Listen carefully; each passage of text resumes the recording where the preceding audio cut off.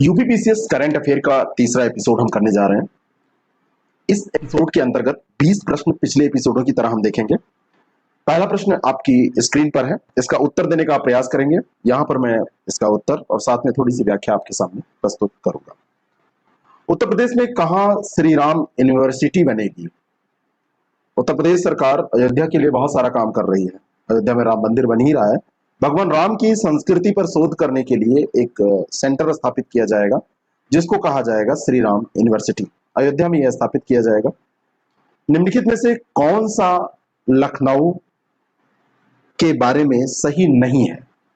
उत्तर प्रदेश का पहला hi tech town, Asia का प्रथम डीएनए बैंक, उत्तर प्रदेश की साइबर लैब, देश का 5वां मेमोरी भौगोलिक संकेतक लैब। उत्तर प्रदेश की साइबर लैब की जहां तक बात है, उत्तर प्रदेश की साइबर लैब लखनऊ में नहीं बन रही है। साइबर लैब ये आगरा में बन रही है। यहाँ पर लखनऊ की जगह पे अगर ये आगरा, यहाँ पे ये आगरा, बाकी सारे के सारे ये लखनऊ में बन रहे हैं, ध्यान रखना।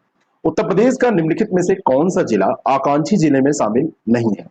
उत्तर प्रदेश के 8 जिले आकांक्षी जिलों में है। बलरामपुर, सिद्धार्थनगर, सोनभद्र, चंदौली, फतेहपुर, चित्रकूट, श्रावस्ती और बहराइच। इनमें से आप देखिए तो एक जिला यहाँ पर दिया हुआ है ललितपुर। ललितपुर आकांक्षी जिले की सूची में नहीं आता है। और ये जो जिले हैं ये अच्छे प्रदर्शन करने वाले देश के जिलों में शामिल है। बुंदेलखंड क्षेत्र में जल संकट को दूर करने के लिए उत्तर प्रदेश सरकार ने किस देश के साथ समझौता किया? इजराइल के साथ ये समझौता हुआ है। बुंदेलखंड क्षेत्र का जल संकट इजराइल की टेक्नोलॉजी और वहां की सहायता से दूर किया जाएगा। उत्तर प्रदेश का सबसे बड़ा डिफेंस कॉरिडोर कहां पे बनेगा? डिफेंस कॉरिडोर की जो बात हो रही है ये अलीगढ़ में बनेगा। सी ऑप्शन इसका करेक्ट है। 400 हेक्टेयर क्षेत्र में इसका डेवलपमेंट किया जाएगा। निम्नलिखित में से किस संस्थान ने बीज गेंद का विकास किया है? बीज गेंद होगा क्या? बीज गेंद खेती किसानी को आसान बनाने के लिए खाद के साथ ये गेंद ऐसे विकसित किया जाएगा और इसका जब उपयोग होगा तो जो उत्पादन है वो बहुत बढ़ जाएगा। ये किया है आईआईटी कानपुर ने। उत्तर प्रदेश में निम्नलिखित में से कहां फार्मा पार्क बनाया जाता है? फार्मा पार्क बनाया जा रहा है तो पीलीभीत और ललितपुर यहां पर बनाया जा रहा है। बनाया जाता नहीं, बनाया जा रहा है। तो पीलीभीत और ललितपुर दोनों जगह पे सी ऑप्शन इसका करेक्ट हो जाएगा। ए और बी दोनों ऑप्शन इसके सही है। निम्नलिखित में से कहां रामलीला अकादमी बनाए जाने की योजना है? टैगोर कल्चरल कॉम्प्लेक्स के नाम से एक रामलीला अकादमी बनने जा रही है। भारत ही नहीं विश्व के विभिन्न देशों की जो भी रामलीला शैलियां हैं, रामलीला केवल भारत में ही नहीं है, इंडोनेशिया की भी रामलीला आपने सुना होगा अयोध्या में आई थी, तो अयोध्या में इसकी स्थापना होने जा रही है। पेरू स्थित अंतर्राष्ट्रीय आलू अनुसंधान संस्थान का केंद्र उत्तर प्रदेश में कहां खोला जाएगा? पहले भी अंतर्राष्ट्रीय स्तर पर देखा जाए तो फिलीपींस का चावल अनुसंधान संस्थान जो है उसका एक सेंटर वाराणसी में बनाया गया था। अब आलू का अनुसंधान केंद्र आगरा में खोले जाने की बात हो रही है। आगरा में खोला जाएगा। उत्तर प्रदेश में 7 लाख हेक्टेयर से अधिक क्षेत्र में आलू की खेती की जाती है और देश का लगभग 34% आलू यहां पर उत्पादित होता है। हाल ही में उत्तर प्रदेश का चौथा अभ्यारण्य कहां बनाए जाने का निर्णय लिया गया है? पीलीभीत, दुधवा और अमानगढ़, ये 3 जगह, पीलीभीत, दुधवा, अमानगढ़ 3 जगह पे पहले से ही अभ्यारण्य है और चौथा ये जो अभ्यारण्य है ये सहारनपुर में विकसित किया जाएगा। 33,000 हेक्टेयर में इसका विकास होगा। 8 जून को उत्तर प्रदेश कैडर के किस आईएएस को चुनाव आयुक्त नियुक्त किया गया? यूपी कैडर के ये सेवानिवृत्त आईएएस अधिकारी हैं। पहले आप समझ सकते हैं उत्तर प्रदेश में कितने महत्वपूर्ण पदों पर ये रह चुके हैं। अब इनको अनूप चंद्र पांडे की बात है। अनूप चंद्र पांडे को मुख्य चुनाव आयुक्त के अलावा जो 2 चुनाव आयुक्त होते हैं उनमें से एक आयुक्त के तौर पर नियुक्त किया गया है। चुनाव आयोग की अगर बात करें 1950 में इसका गठन हुआ था। 15 अक्टूबर 1989 तक केवल मुख्य निर्वाचन आयुक्त सहित एकल सदस्यीय निकाय हुआ करता था। वर्तमान में समय में देखा जाए उसके बाद इसमें 1+2 की व्यवस्था की गई, तो वर्तमान समय में सुनील चंद्रा भारत के मुख्य निर्वाचन आयुक्त हैं और राजीव कुमार और अनूप चंद्र पांडे ये 2 लोग आयुक्त के तौर पर कार्य कर रहे हैं। उत्तर प्रदेश सरकार ने कहा काला नमक चावल महोत्सव का आयोजन किया? काला नमक चावल महोत्सव सिद्धार्थनगर में आयोजित किया गया। 13 मार्च 2021 को इसकी शुरुआत की गई। झांसी में अभी हुआ था स्ट्रॉबेरी महोत्सव और लखनऊ में हुआ था गुड़ महोत्सव।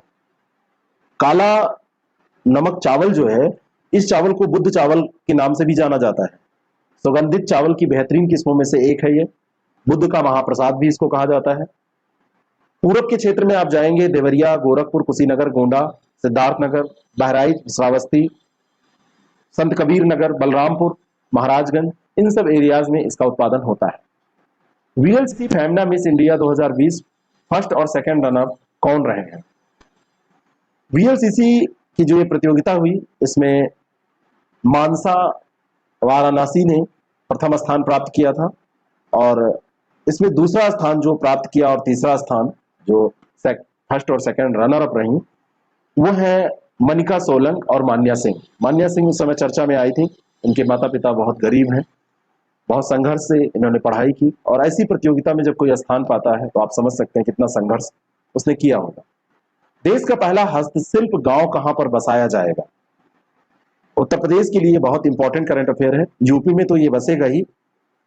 यूपी में हैंडीक्राफ्ट विलेज है। हैंडीक्राफ्ट विलेज पड़ता है आगरा में, वहीं पर इसको बसाया जाने का प्रयास किया जाएगा, ये योजना है।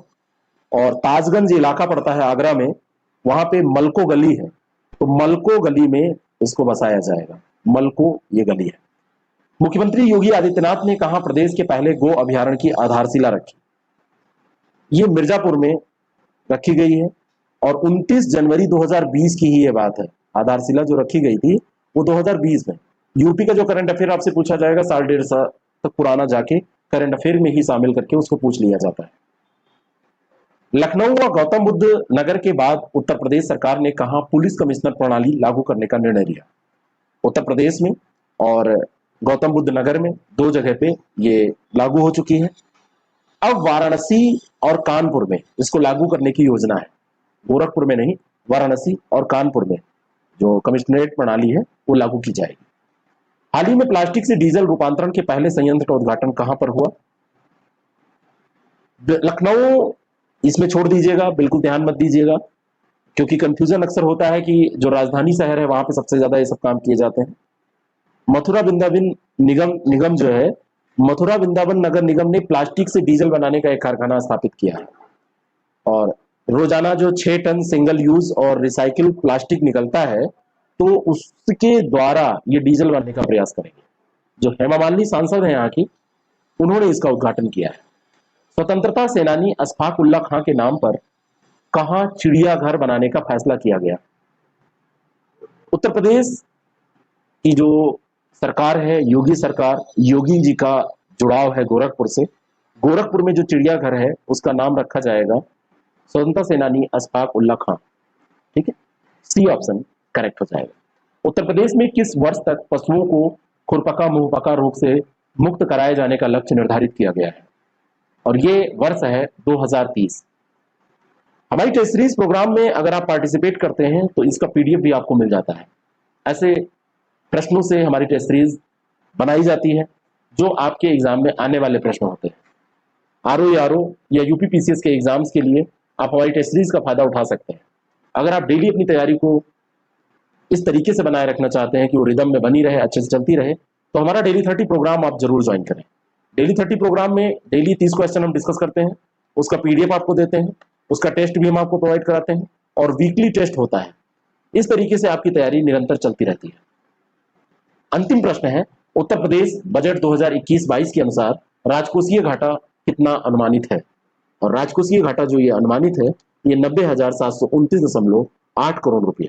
बजट 2021-22 का जो यूपी का है उसमें यह अनुमान लगाया गया है, तो बी ऑप्शन इसका करेक्ट हो जाएगा।